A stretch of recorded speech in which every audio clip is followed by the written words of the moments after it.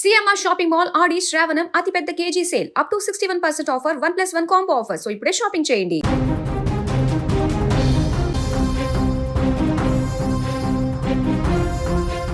హైదరాబాద్ నగరంలో మరోసారి రోడ్డు భద్రత ప్రశ్నార్థకరమైంది. అతివేగం, నిబంధనల ఉల్లంఘన అమాయక ప్రాణాలను బలిగొంది.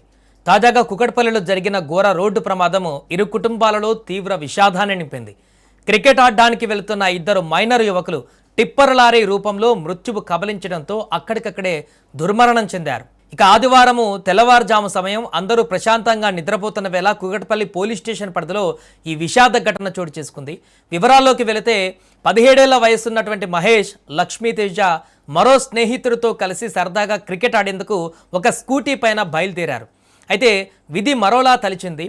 కుకట్పల్లి పోలీస్ స్టేషన్ పరిధిలోకి రాగానే వెనుక నుంచి దూసుకువచ్చిన అతి వేగవంతమైనటువంటి టిప్పర్ లారీ వీరు ప్రయాణిస్తున్న స్కూటీని వెనక నుంచి అత్యంత బలంగా ఢీకొట్టింది.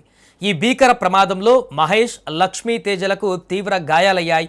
తలలకు బలమైనటువంటి గాయాలు కావడంతో ఆ ఇద్దరు యువకులు క్షణాల వ్యవధిలోనే ఘటనా స్థలంలోనే ప్రాణాలు కోల్పోయారు.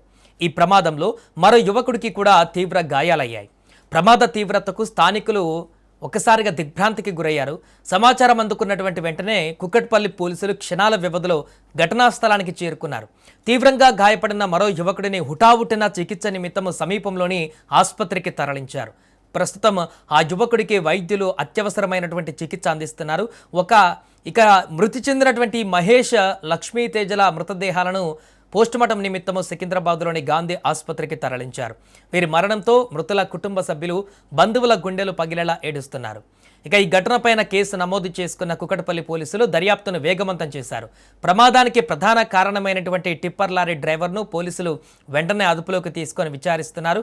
డ్రైవర్ అతివేగం, నిర్లక్ష్యమే ఈ ప్రాణ నష్టానికి కారణమా లేక మరేదైనా కారణం ఉందా అనే కోణాలలో సీసీటీవీ ఫుటేజీలను ఇప్పుడు పరిశీలిస్తున్నారు. రోడ్లపైన యథేచ్ఛగా సాగుతున్న భారీ వాహనాల అతివేగం, నిబంధనల ఉల్లంఘనలపైన మరోసారి కఠిన చర్యలు తీసుకోవాల్సిన అవసరం ఎంతైనా ఉందని ఈ వాహనదారులు ప్రస్తుతం అక్కడ కోరుతున్నారు. కుకట్పల్లిలో ఇదే ప్రమాదం కొత్త కాదు. చాలా ప్రమాదాలు గతంలో జరిగాయి, జరుగుతూనే ఉన్నాయి. అయినా కూడా అక్కడ ఇలాంటి ప్రమాదాలు నిత్యం కొనసాగుతుండటంతో రోడ్డు భద్రత పైన అనేక అనుమానాలు కూడా వ్యక్తమవుతున్నటువంటి పరిస్థితి ఏర్పడింది. ఏదేమైనా ప్రస్తుతము ఇక్కడ ఇద్దరు చిన్నారులు చనిపోయినటువంటి ఘటన పట్ల అక్కడ ఉన్నటువంటి స్థానికులు, పాదాచారులు కానీ, ఆ నియర్ బై ఉన్నటువంటి దుకాణదారులు కానీ తీవ్ర భయాందోళనకు గురవుతున్నటువంటి పరిస్థితి.